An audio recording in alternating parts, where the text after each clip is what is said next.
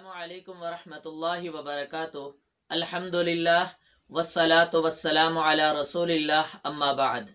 सामिईन किराम, आज का हमारा मौजू है वुज़ू के मुतल्लक चंद ज़रूरी अहकाम व मसाइल। हमने वुज़ू के तरीके में जितने भी आज़ा को धोने के मुतल्लक हमने पढ़ा था, तो याद रखिए इंसान के जिस्म के वो आज़ा जिनको वुज़ू में धोना या जिनको वुज़ू के वक़्त तर करना ज़रूरी होता है, वो आज़ा कम अज़ कम एक मरतबा धोना ज़रूरी है। कम अज़ कम एक मरतबा धोना ज़रूरी है और ज़्यादा से ज़्यादा आप 3 मरतबा धो सकते हैं। अगर एक मरतबा धोने से आपके आज़ा मुकम्मल अच्छी तरह तर हो चुके हैं, उन तक पानी पहुंच चुका है, तो एक मरतबा काफ़ी है। अगर 2 मरतबा धोना चाहें, दोनों मरतबा भी जायज़ है। हाँ, 3 मरतबा धोना चाहे तो तीनों मरतबा भी धोया जा सकता है, लेकिन 3 से ज्यादा 4 मरतबा करने की इजाजत नहीं है। नबी सल्लल्लाहु अलैहि वसल्लम का हदीस है, हजरत उस्मान रज़ी अल्लाह तआला अन्हु फरमाते हैं कि अन्न नबी सल्लल्लाहु अलैहि वसल्लम तवज़्ज़अ सलासन सलासन, नबी सल्लल्लाहु अलैहि वसल्लम ने जब वुजू किया तो 3 मरतबा आज़ा को धोया। इसी तरह हजरत अब्दुल्ला बिन अब्बास रज़ियल्लाहु तआला फरमाते हैं कि तवज़्ज़अ नबी सल्लल्लाहु अलैहि वसल्लम मर्रतन मर्रतन, नबी सल्लल्लाहु अलैहि वसल्लम ने एक मरतबा अपने आज़ा को धोया। इसी तरह हजरत अब्दुल्ला बिन ज़ैद रज़ियल्लाहु तआला अन्हु फरमाते हैं कि नबी सल्लल्लाहु अलैहि वसल्लम ने वुजू किया मर्रतैनी मर्रतैनी, 2 मरतबा अपने आज़ा को धोया।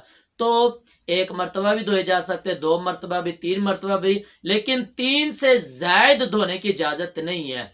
नबी सल्लल्लाहु अलैहि वसल्लम का फरमान है, जो बंदा 3 से ज्यादा दफा अपने आज़ा को धोता है तो उसने फकद असा व तअद्दा व ज़लम, उस बंदे ने गुनाह वाला काम किया है और उसने ज्यादती की है और उस बंदे ने जुल्म किया है। आप अंदाजा करें, 3 अल्फाज है, गुनाह का काम किया है, ज्यादती की है और उसने जुल्म वाला काम किया है।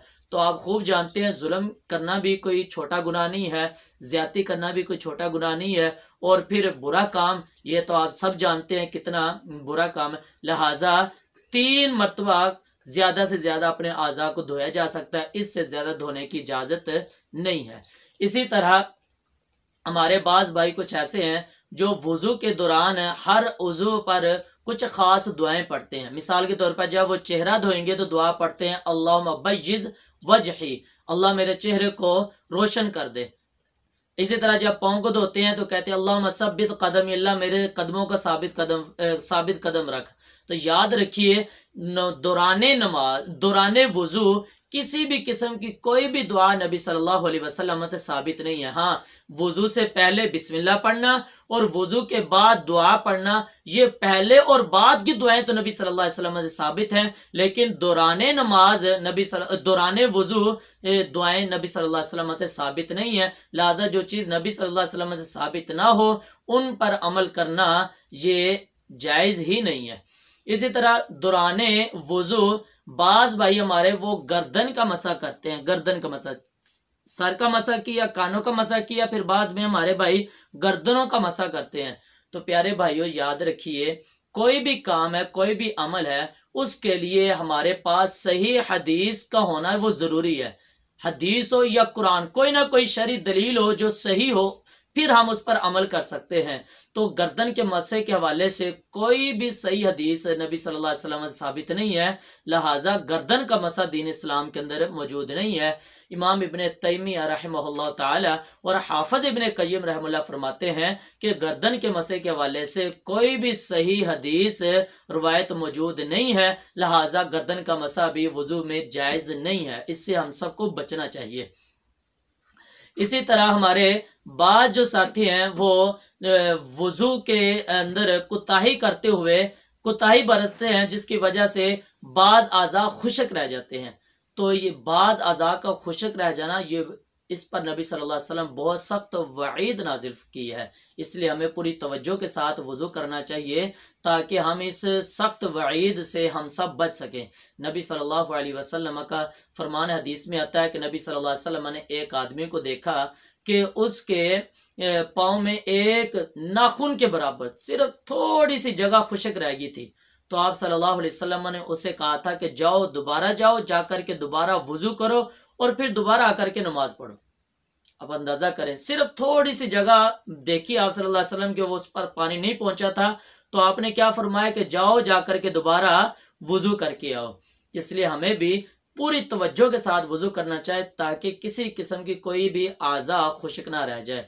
बल्कि नबी सल्लल्लाहु अलैहि वसल्लम फरमाया कि वैलुल लिल आक़ाबि मिनन नार, हलाकत है, तबाही है, और ये वाइल, ये जहन्नम का एक खास गड़ा भी है जो बदतरीन गड़ा है, वो उसका नाम भी है। आपने फरमाया वैलो, उन एड़ियों के लिए, उन एड़ियों के लिए, किस चीज की, मिनन्नारी, आग में, यानी कि वो आग में जलेंगी जो एड़ियां खुशक रह जाती हैं। क्यों, आमतौर पर इंसान पाँव धोते वक्त एड़ियों के ऊपर ज्यादा तवज्जो नहीं करता, वो अक्सर खुशक रह जाती हैं। लिहाजा हमें पूरी तुस्तजू तवज्जो के साथ अपने आज़ा को धोना चाहिए। इसी तरह हमारे बाज भाई जब नमाज को मुकम्मल, वुजू मुकम्मल कर लेते हैं, वुजू मुकम्मल करने के बाद जब हम दुआ पढ़ते हैं, अशहदु अल्ला इलाहा इल्लल्लाहु वहदहु ला शरीका लह, जब हम ये दुआ पढ़ते हैं ना, तो एक तो हम उंगली, शहादत वाली उंगली भी ऐसे खड़ी करते हैं, दूसरा हम आसमान की तरफ भी बाज भाई देखते हैं। तो याद रखिए, एक हदीस मिलती है अबू दाऊद के अंदर कि उसके अंदर ये बात मौजूद है कि आसमान की तरफ देखना, तो आसमान की तरफ देखना वो हदीस के अंदर मौजूद है, लेकिन वो हदीस ज़ईफ है, वो सही नहीं है। अमल करने के लिए सही हदीस का होना जरूरी है, लेकिन एक ज़ईफ हदीस के अंदर आसमान की तरफ देखना मौजूद है, लेकिन उंगली को उठाना ये नबी सल्लल्लाहु अलैहि वसल्लम से साबित नहीं है।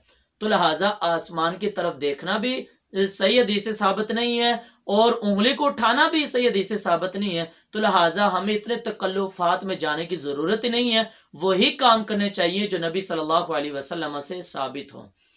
इसी तरह हमारी बाज बहनें, खवातीन जो है, वो घर के अंदर अपने नाखून वगैरह पर पॉलिश लगाती हैं, नाखून पॉलिश जिसे कहते हैं, वो लगाती हैं।